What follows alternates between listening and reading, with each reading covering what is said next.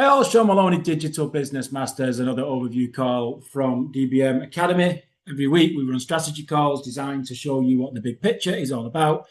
Excuse me, it is the most valuable information on the planet, no question about it. It's just that most of the planet don't realize that.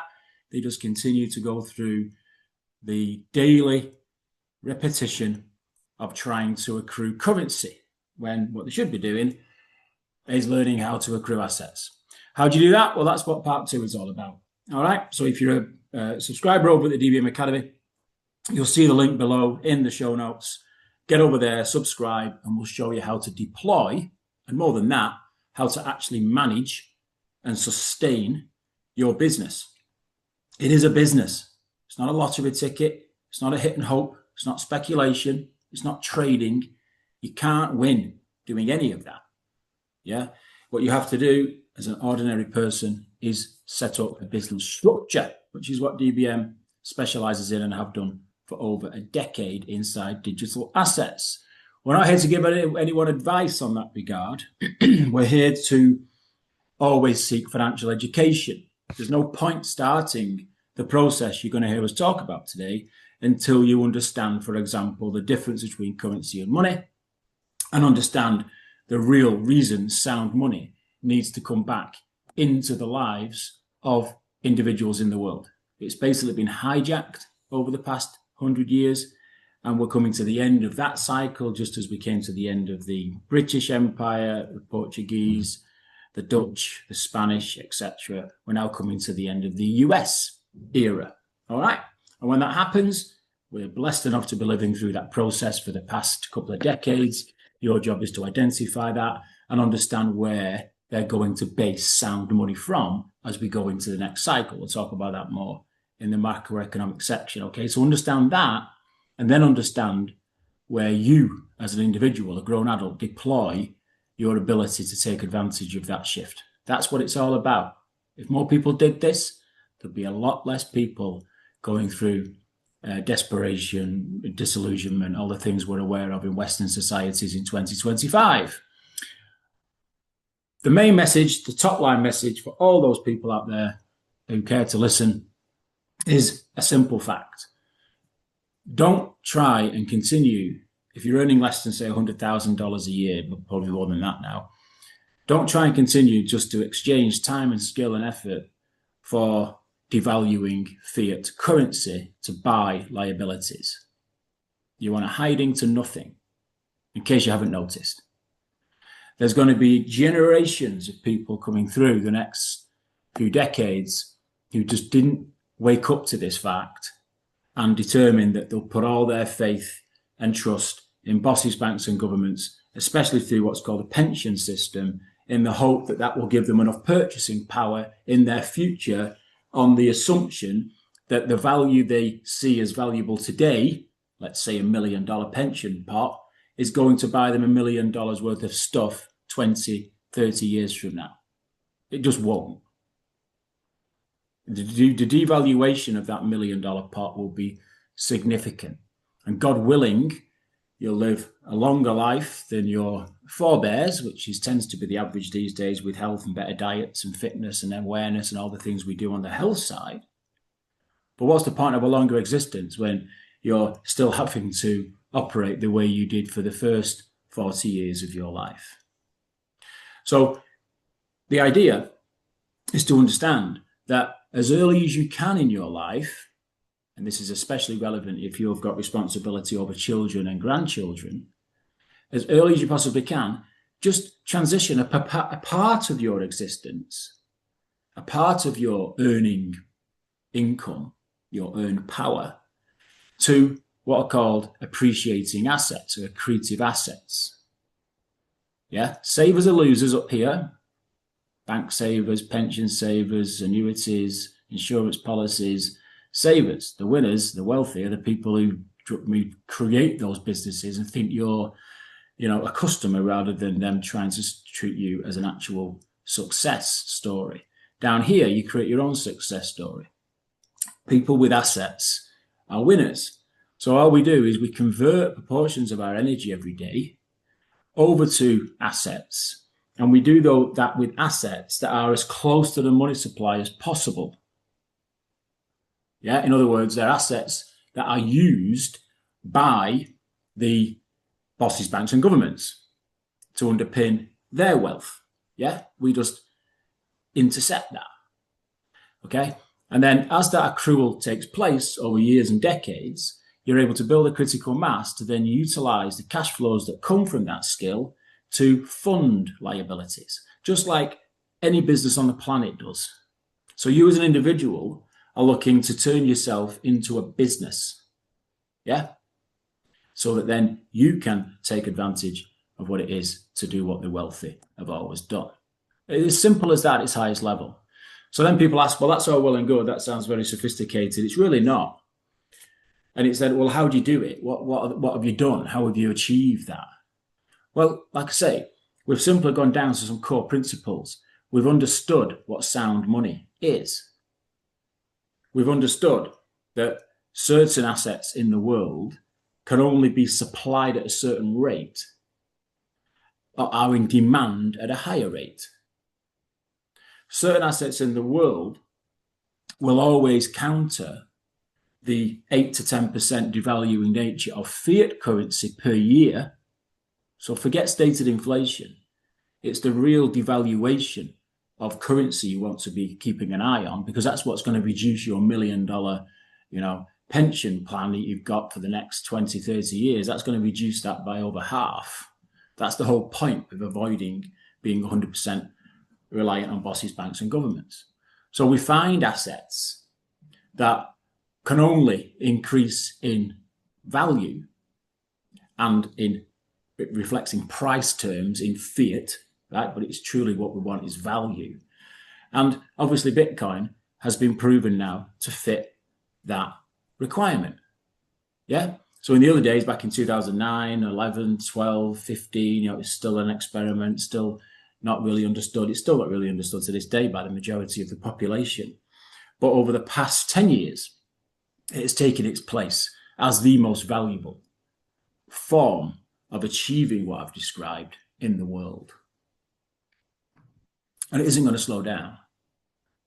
So a 68% CAGR, compound annual growth rate, speaks for itself over the past 14 years.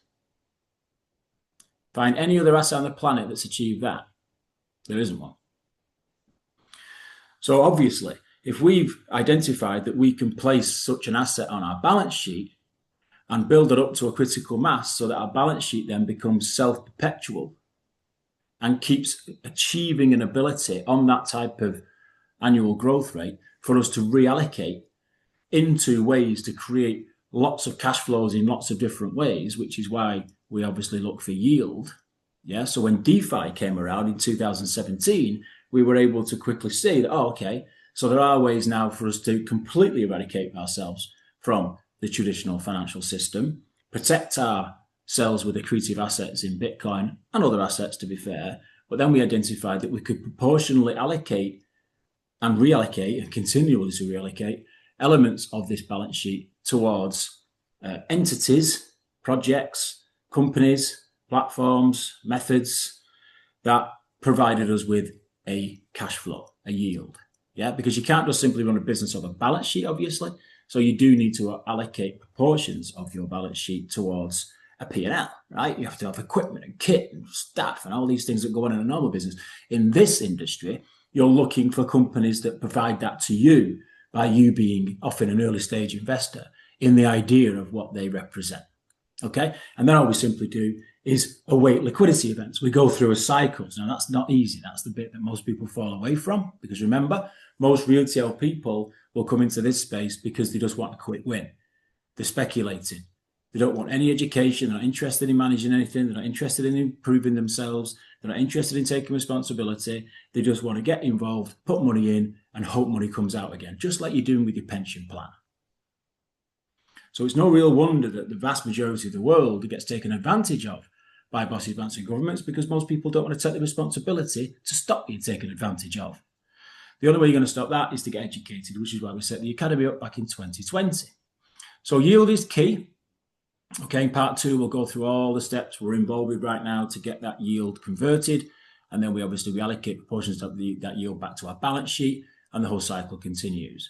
We're also, part of the model at DBM is to isolate altcoin projects, altcoin companies that do not just equity, which is powerful in itself. If you've stacked Ethereum and Solana and Cardano over the past decade, you'll know what I mean.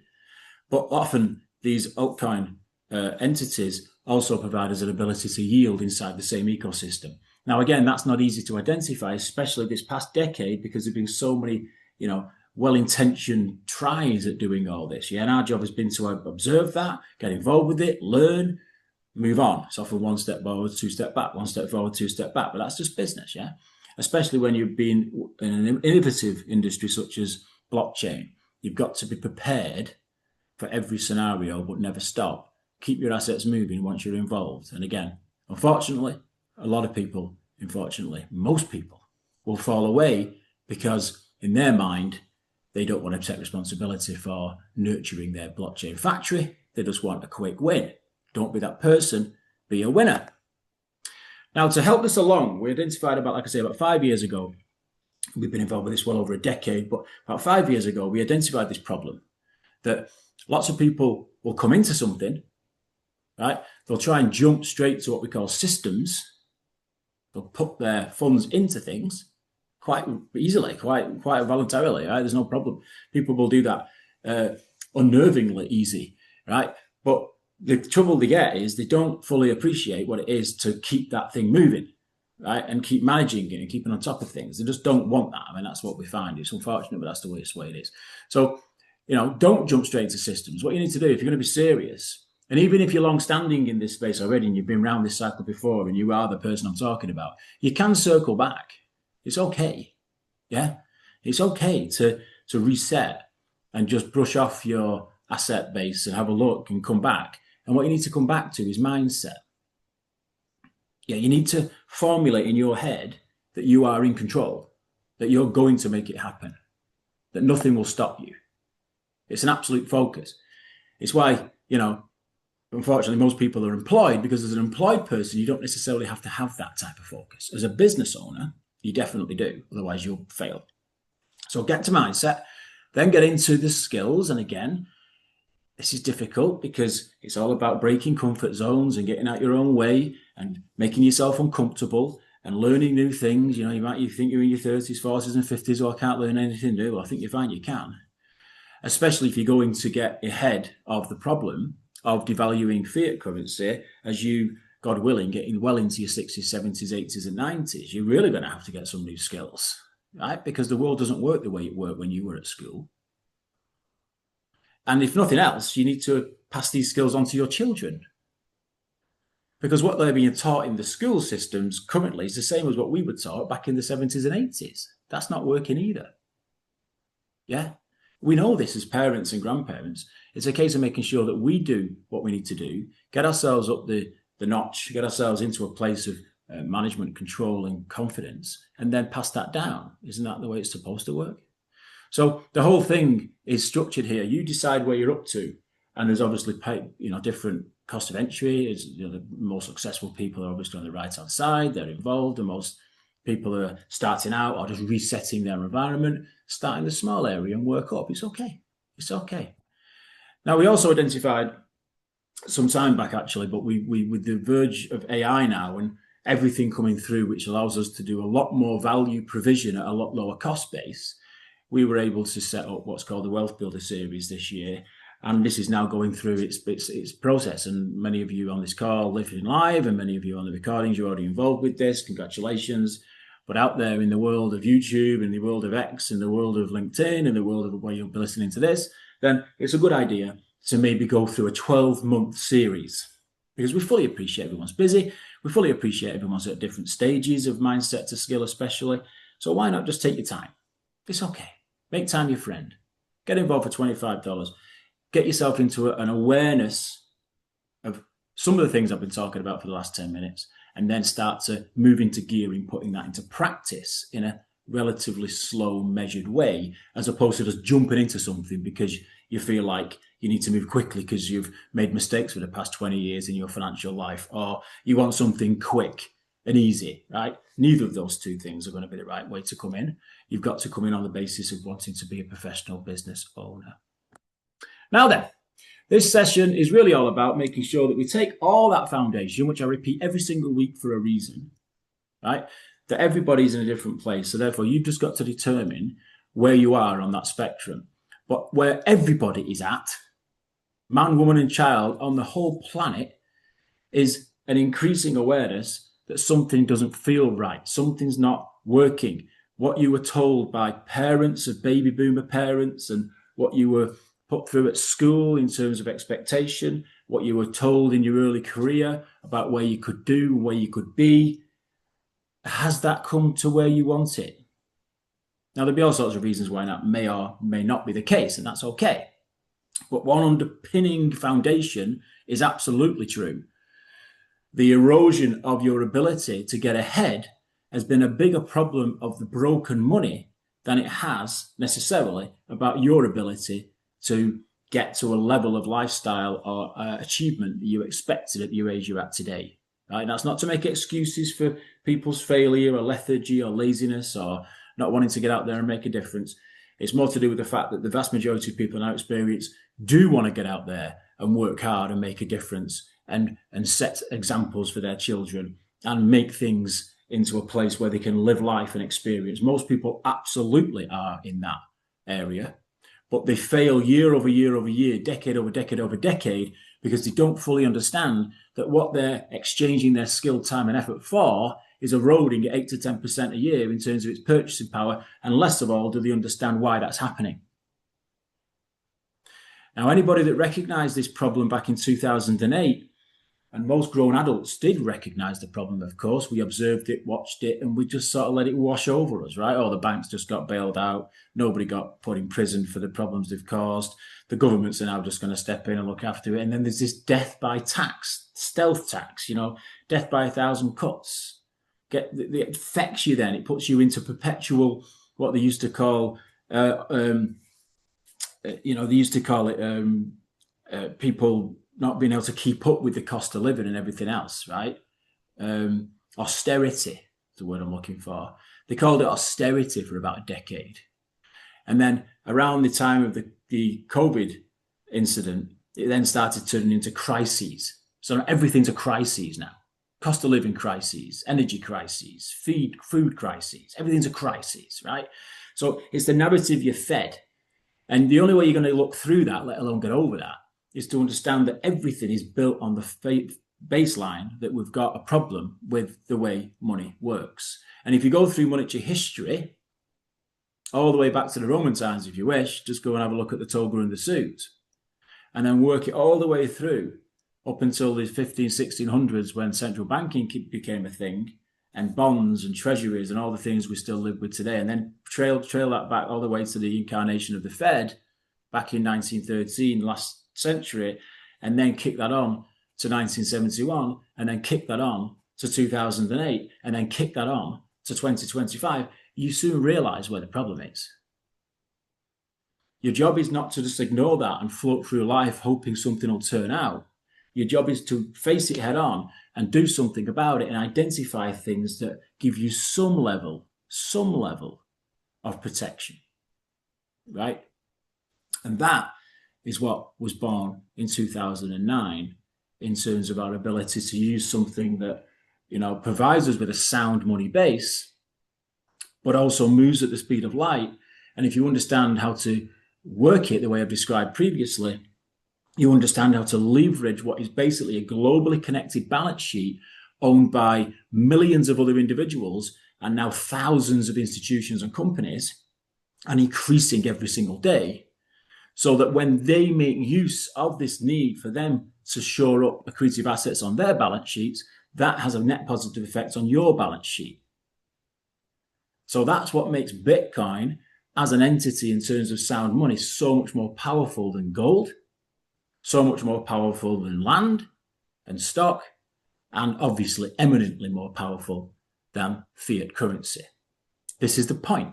So wherever you spotted this in this process, is where you're at. Yeah, didn't necessarily make it any easy for us. Those of us who spotted this a decade ago, we still had to go through the same emotional challenges. Yeah, 15 grand dropping down to 4 grand was a big emotional challenge, just like, to bring it up to where we are today, 125 grand dropping down to 109 grand. It's a big emotional challenge, but it's just in your head. It's just in your head. As long as you understand the fundamentals, that nothing stops this train. Right? It was never designed to be something that you just suddenly bought and it made you rich tomorrow, especially if you're daft enough to go trading longs, right? Exposing yourself into leverage, which clearly the vast majority of the retail space still seems determined to do. Don't be that person. Be a business person. Build a balance sheet, create the cash flows in any way you can find, in normal life or through your digital business, and just let the thing grow. The bottom line is own more Bitcoin next month than you owned last month. That's it. That's how you do it. We call it dollar cost averaging. All right. So it's very simple. We'll keep an eye on the CAGR. I know, aim to own 1 Bitcoin. Quick as you possibly can, aim to own 1 Bitcoin. In fact, moreover these days, which is quite interesting, it's more like just own 0.1 Bitcoin. 0.1 Bitcoin. If you understand the mathematics and the trajectory and the numbers, as we show many, many times in the academy, can set you up for life if you have the ability and fortitude to get there. Now, how do we get there? And what gives us the confidence on which to keep going every single day, week, month, year, quarter, whatever, to make sure that we never miss a beat? And we've not missed a beat all the way back from buying our first Bitcoin at DBM well over a decade ago. How come we know we don't miss a beat? What keeps us going? Well, I'll tell you, today is a damn sight easier to keep going today in 2025 than it was, for example, in 2018 or 2022 or even 2014. It's a damn sight easier today. Why? Well, quite simply, the macroeconomic environment and the geopolitical environment we now live in 2025, literally in 2025, it's shifted. Literally shifted. So now we're even more bullish. We're even more informed and aware, not just because we've got that intellectual, historical, educated background in terms of the fundamental differences between currency and money, not just because of that, which is what we lived off for many, many years. We've now got absolute signals, and it's getting very, very interesting when you observe the world's largest economy looking to make some sleights of hand now with accountancy and the way that it's revaluing its own balance sheet. And part of that revaluation involves Bitcoin. So as that's happening, legislation, regulation, everything else gets shifted, and it's happening very, very quickly. I'm struggling these days to get 2 pages of macro down.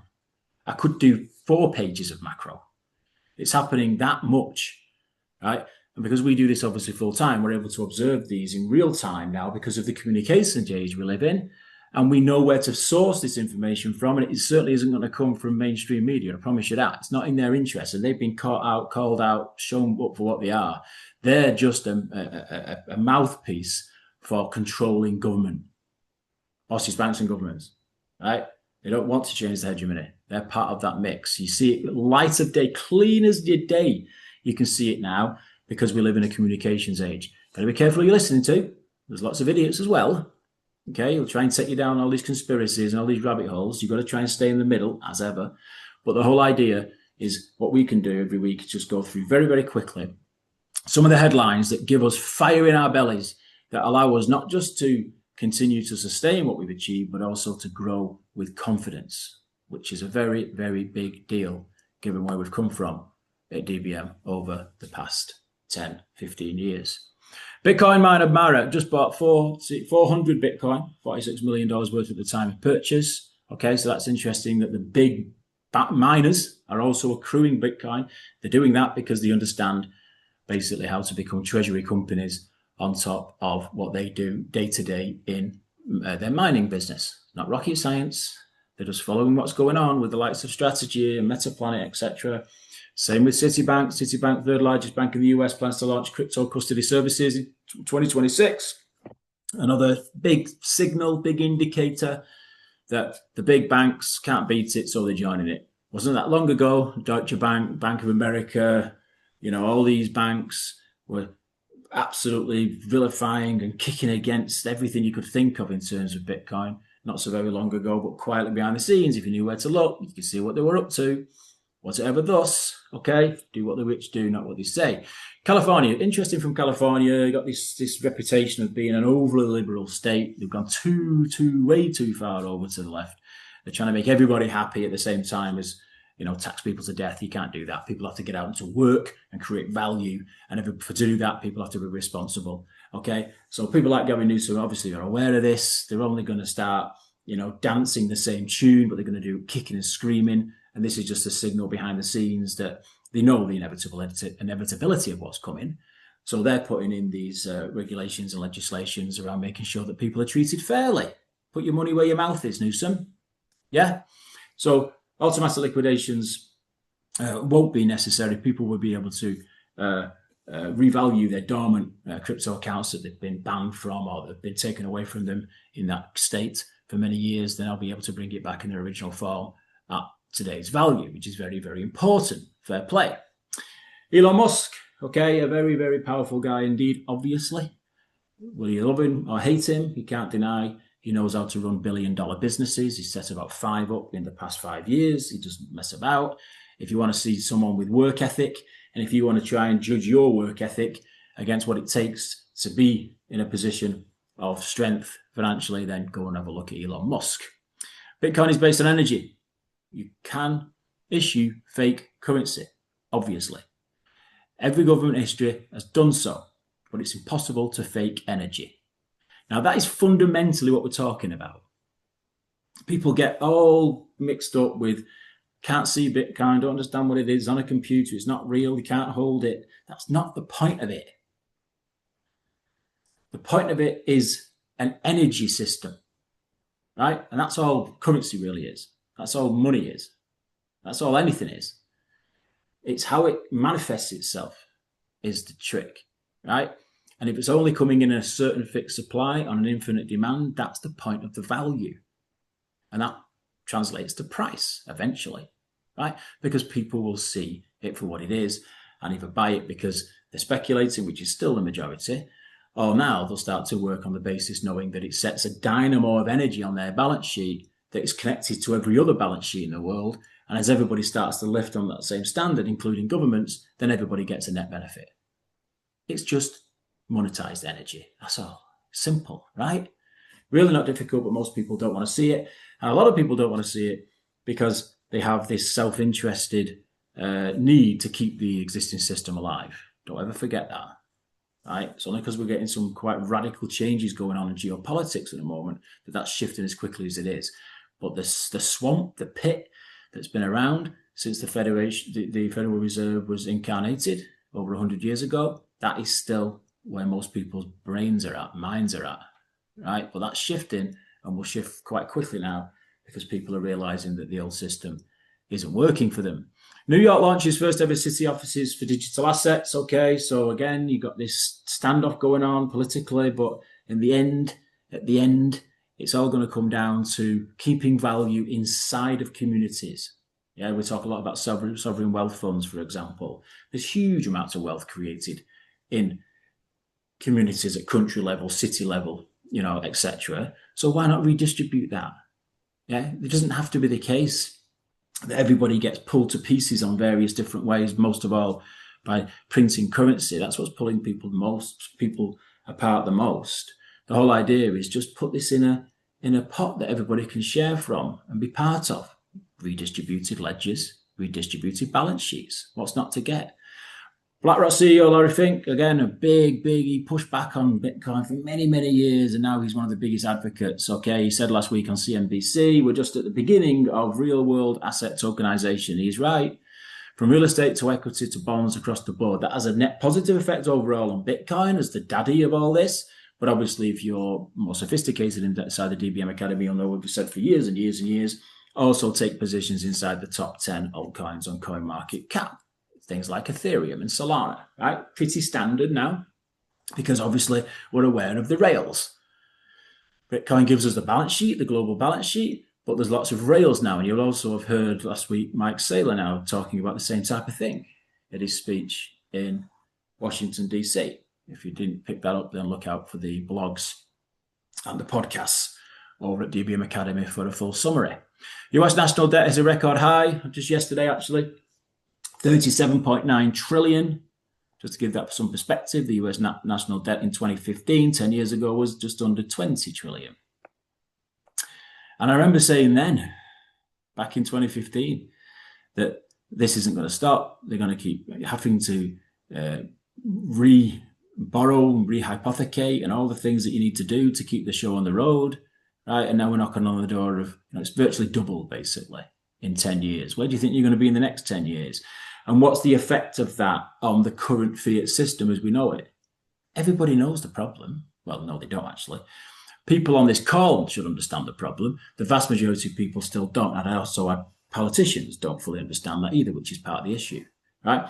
So if you know that they keep borrowing, and worse than that, they keep rehypothecating, so they keep printing currency, right, to fund the interest that gives them then the ability to sell treasuries and bonds and everything else and borrow and print and borrow and print. And why do you think the place is, so the debt to GDP is out of control. We've known that for a long time. So you've got to eradicate yourself from that as an individual first, sort your own household out, protect yourself, and then do what we do, ideally, and get out there and share the message that people need to now start voting with their feet.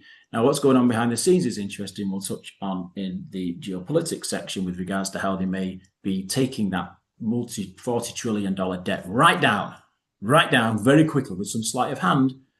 Okay, we'll see what happens, but you can see how this works. It doesn't really matter to us anymore because we're at the center of the money supply. So even if they do revalue gold up to the levels we expect them to, and I have expected them to for most of the last decade, those of us who own gold and Bitcoin are signed with that, we ride up that benefit in any case. That's the whole point of being closest to the money supply.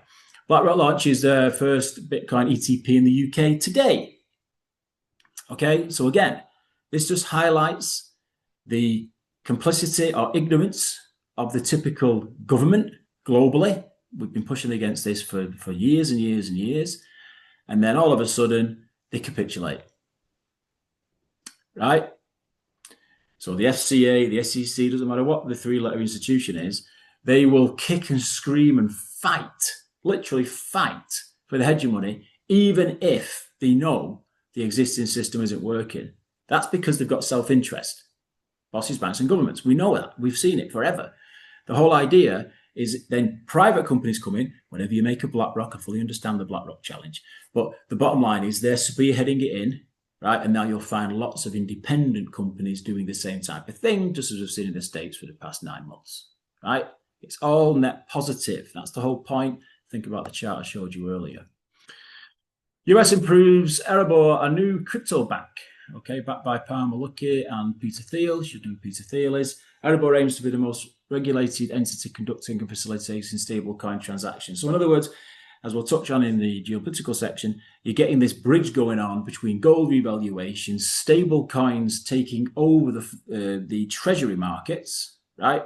And then the net effect that has as they revalue the entire system based on Bitcoin, right? That's where we're going.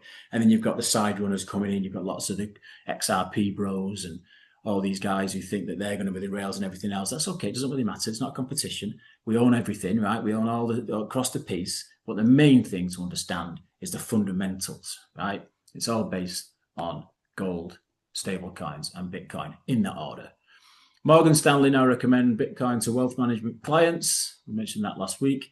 Big banks are adopting. We've mentioned that now for a while. Eric Trump, part of a very large family like the Kennedys, the big politically connected families, confirms plans to tokenize real estate with World Liberty Finance, just like we've seen with Gary Cardone over the past few weeks. So very interesting now, the convergence. If you do have property in your portfolio, if your kids are looking to get into property, in other words, isolate digital assets as part of their ability to take out loans, etc., then this is happening. This is what's happening now. So we're not very far away from that.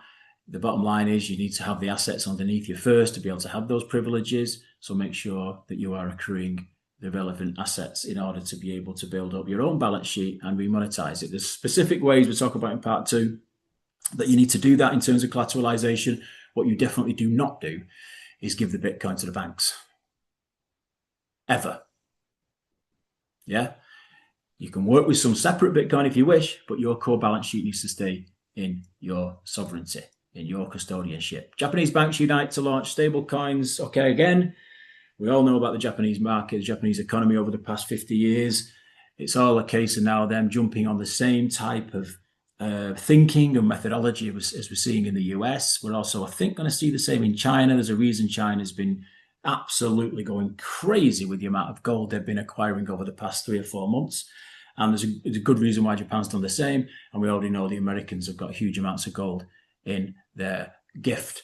The Japanese, it's not lost on them. So the banks are basically positioning to move into this stablecoin arena so that they can start to convert treasuries across the stablecoins, which basically gives billions of individuals around the world the ability to accrue value in certain currencies, as opposed to big institutions, banks, and big companies, right? It's moving into an individualized, decentralized form, right? That'll take us to the same place overall. Don't be any illusions about that. So the main thing is to make sure that you own the underlying assets, especially Bitcoin. World's largest YouTuber is Mr. Beast. If any of your kids follow him, mine certainly do. Jimmy Donaldson is interesting. Saylor put out a tweet to him. We saw it actually happen live about 2 weeks ago. Saylor put a tweet out to this Jimmy Donaldson and said, come on, with all the influence you've got, whatever it is, reportedly 450 million followers, most of which are kids. Yeah, he makes huge amounts of money from kids just watching television, basically. He said, Saylor said to him, get involved, mate. Get involved with Bitcoin. Let's get moving.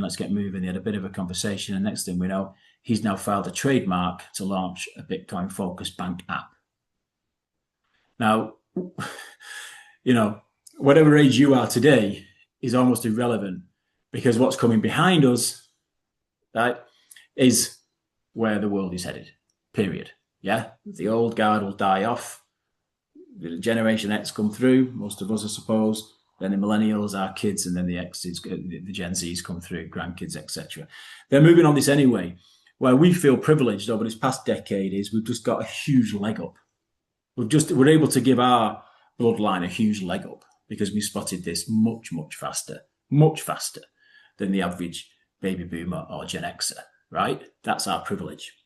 New crypto bill is out now. So this, again, ironically, is the retirement generation, which is the late stage boomers and early stage Xers now moving into that retirement territory, right? And they're all looking around going on the state, well, this isn't what I expected. This isn't enough. So what do the governments do? Well, they do everything they possibly can to move into the areas that are going to take all that pressure off them. Because if the companies and the old model doesn't work in terms of funding people's lives and purchasing power for the rest of their days, then the government's going to have to come up with something else. And you've only got two choices. They're either going to tax the hell out of the generations that are still working, which has already been eroded because most of the Gen X's and millennials and Gen Zs, they haven't even got enough to look after their own lifestyles, let alone pay more tax to look after granddad. So the governments have to step in. They've spotted this ability that Bitcoin has, and they're now unraveling all these abilities, watching what Saylor's done to get pension companies, which is the next round we'll expect between now and 2030, which is why we know we're going to be well above that, 250, 500,000, even $1 million Bitcoin. They're going to move all this liquidity across into these markets, obviously, right? So the whole thing, it's not about Bitcoin, it's about what Bitcoin represents. So as of last Tuesday, that has now gone through. The rest of the world will now follow. And then last but not least on the macro, the Federal Reserve tomorrow is hosting a conference on payments innovation, right? Again, trying to stay relevant, even though they're about 10 years out of date, 10 years too late. So the Fed is going to be, used obviously as the main way that this will be given some level of legitimacy. But the Fed, as we currently know it, will not be the way it works in the next few years. It just won't. It's like having a download, an upgrade. Yeah, and we're watching it happen in real time, and we own the assets on which they're doing it with. Little old us, right? The sooner people get this, the better, which is why we work so hard at DBM to get the message across. Now, geopolitics, just to wrap it up. Again, it's all about watching what's going on so that you can put yourself on the front foot. The longer you've done this, the more successful you'll be. All right. I'm talking about the balance sheet side still, right? In terms of converting balance sheet to cash flows, that's what we'll talk about in part 2. But having access to the centre of the money supply, being part of that shift, means that the geopolitics is highly relevant to you. Yeah? You'll be a lot of people in your circles, friend circles, family circles, etc., that probably have become so despondent about politics, they may not even vote anymore. Right? And whenever they hear about politics on the TV at the operational level, they just turn off. I don't blame them.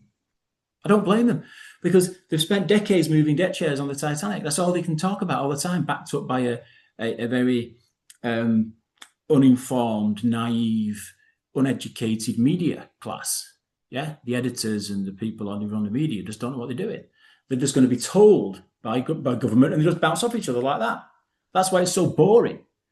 But when you go under the hood and actually have a look at the fundamentals of what's going on, especially now it's so obvious and visible because of the nature of what we have with the communications age, if you know where to look, you'll find the governments are doing things that they should have been doing decades ago. Decades ago, right? They folded over, gave it up in 1971. They started giving free rein to everybody who wanted to try and make a bit of money off everybody else in the form of credit cards and cheap credit, all the rest of it. And look at the state of the world, right? It's shifting quickly now, quickly. Not going as quick as we want, but that's okay. So things like, the big picture stuff. Kenya, again, passing a good look to the Africans, honestly. The Africans have been pushed back and back and back and back for generations. Everybody knows that. What they need is good, strong leaders. And if Kenya managed to pull that off, then fair play to Kenya, right? And they're starting to put 60 million odd citizens in front of the asset that could well transform not just the lives of the people alive today, but most importantly, and equally important, the lives of people that come into the future, okay? US government now owns 327,000 Bitcoin, the second largest Bitcoin in the world. Most of that, 2/3 of that, is through confiscation. Big confiscation went on last week in Cambodia. We know what the government's up to, okay? Thankfully, during this jurisdiction, we're being given some sense of confidence that they're not just going to sell it and dump it the way the Germans did last year, right? Because they understand everything I've just been talking about. That seems to be the case. So we'll keep an eye on Scott Bessent and everything else, but you just never know with the governments. You just never know, right? And I'd say over half of that 327,000 anyway is owed to people through the FTX scandals, etc. So the US governments need to do what they need to do, and they should do the right thing by people who actually really own that Bitcoin. But that's the governments for you, right? It wasn't that long ago that the US has confiscated gold off millions of people back in the 1930s. Don't put anything past them. Sorry, repeated there about Kenya. UK aims to finish stablecoin rules by 2026. Come on, Grandad. Keep up. Somebody needs to get Grandad a news in the frame. Speed him up a little bit, right? Put pressure on your MPs. Write to your MPs. Do what you can. I know the MPs don't know what they're doing. I know you can write to them. You might as well be writing to some 3-year-old at the local nursery about this topic. But at the end of the day, get in there, make a difference, and get them to speed up. Get them to speed up. In the meantime, build your own government, build your own balance sheet, build your own business, be your own boss, be your own bank. There's now 100% chance the Fed will cut rates this week. So this week coming, now we're in this week coming, 25, 50 basis points, who knows? So that's just these polls that spin around the place, right? So we know that there's no choice but to cut rates. It's obvious, right? And Powell's on the last of his days. Is going to be replaced by somebody else. Not that that person will be any good, any better. But the whole idea is knowing that the average repercussion of cuts in interest rates are very positive for Bitcoin, right? So whatever we're going through right now, bearing in mind that a lot of that will be institutional brinkmanship and all the rest of it that goes on when you're moving more and more to institutional buyers. That's one of the not negatives, because it's all about just understanding that sometimes sideways action is okay, and as long as overall in the CAGR for the year, so 1st of January to 31st of December, look at your whole year in that way, and we've still got 3 months, 2.5 months to go in this year. But the fact of the matter is that something has been happening there for the past couple of months. We're aware of that, but they can't resist these big seismic changes to policy. So that's why we've always owned Bitcoin, and we've never worried about it, because it always goes up overall, which is what we're interested in. We're not interested in the short term, we're interested in the medium to long term. Japanese financial services agency considering allowing banks to hold cryptocurrencies, like I said earlier. So that's a big positive because Japan is a major economy, obviously. And then just over the weekend, we got this report of a giant gold deposit coincidentally found just as gold prices go through all-time highs. We made a bit of a pullback on Friday as a result of this news, no doubt.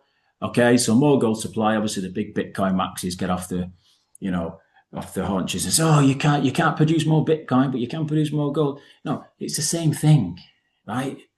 There's no fight, there's no competition. You just have the asset base underneath you, right?